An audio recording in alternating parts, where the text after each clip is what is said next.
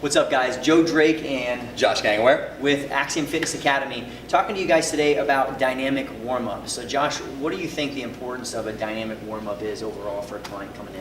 A couple of things. Number one, for the most part, you're either going to get clients who are coming in first thing in the morning right out of bed, or they're going to be coming in right after work where they've been sitting down all day. So the dynamic warm-up for them just gets their body moving, gets the blood flowing a little bit, really just to prevent injuries. Yeah, definitely, right? You don't know what they're coming in and out of. We've got to think about those areas of their body. And most people, they tend to be consistent, those different zones of the body that we've talked about in class being overactive, underactive. So, the nice thing with the dynamic warm-up is us to be able to address those things and also try to get maybe some muscles turned on and firing that haven't been turned on. Like you said, they're at work and they're sitting and their butt hasn't been firing, so we get them doing some movements that get those activated.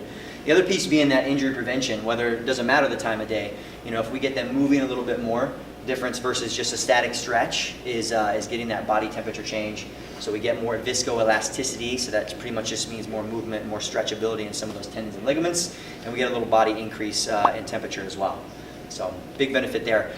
So Josh, when it comes to it, how do you like to start your dynamic warm-ups? Is there a certain place, position? Do you like to start on a piece of cardio? Like, how does that generally go for you? For me, I tend to go right into my mobility work, and it depends on the muscle group or the type of workout that I'm going to be doing for that day. So if I'm going to be doing, say, a lower body workout, then I'm going to start down on the ground, working my legs, getting into specifically those hips, working those glutes to get them fired up. Or same thing, if I'm going to be doing an upper body movement day, then I'm going to work on those upper body limbs. Yeah, and that's it. So you got your general versus your specific warm-ups. Obviously, we could go jump on a treadmill, or we could jump on a rower, and maybe that is still part of your whole, warm-up routine, but that's a more general thing. That's going to get the body temperature increase, so you've got some physiological changes. But if we're talking about specific movements, like Josh said, thinking about what exercises I'm doing, and that's the difference, I think, between different levels of trainers and understanding, is thinking about the movements that you're going to do and making sure that the dynamic warm-ups and those movements that you're doing are getting you better prepared for the exercises to come.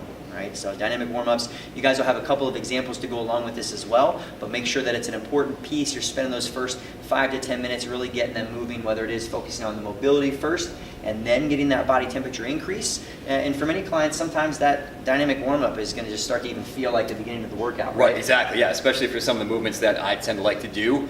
It's going to get their heart rate going pretty good. They tend to get a pretty good sweat going even while we're just doing those movements. Yeah, and that's something I'm usually looking for. I want to see that body temperature up enough that I see a little breathing rate, I see a little perspiration, exactly. So I know that they're ready for the workout to come.